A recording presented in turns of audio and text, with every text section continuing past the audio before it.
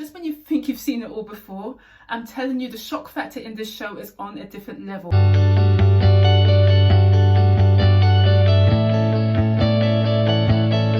afternoon folks, welcome back to the channel. It's Luna Rhodes back once again with another video. So I want to talk about the series that I binged watched yesterday, which is Squid Games. Now everyone that has been talking about this series. It has literally dominated the airways, and as you all know, this is a South Korean series but Netflix production. Now I don't know who they've appointed over there in their Netflix marketing team, but they're so winning right now, honestly. I watched Sex Education last week and I want to talk about that as well, but we're here, as I say, to talk about Squid Games.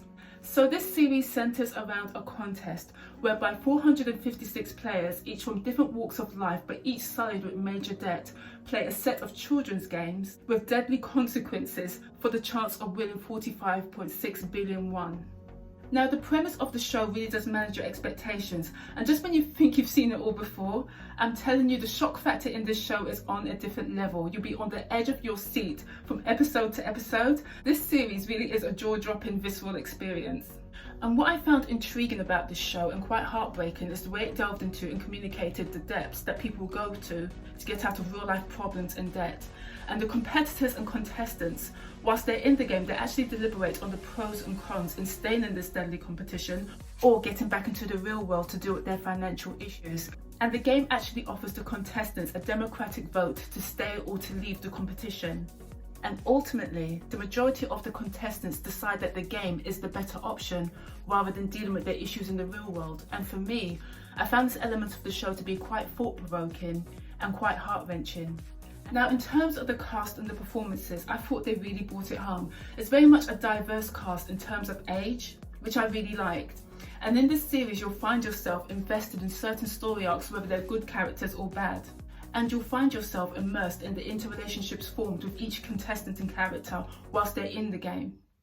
Now, in terms of the production and set pieces and the way it's shot, they create this very childlike environment, which is very enticing for the viewer. And also when they revert back to the characters and their real lives, again, a really good production.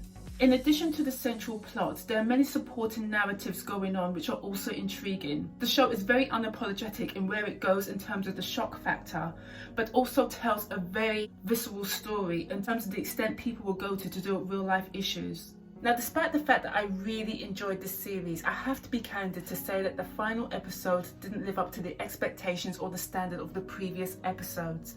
It was a bit of a letdown for me. There's a lot of long, unnecessary sequences in the final episode, and you ultimately want the central character to continue on his journey for a new life, but he turns back.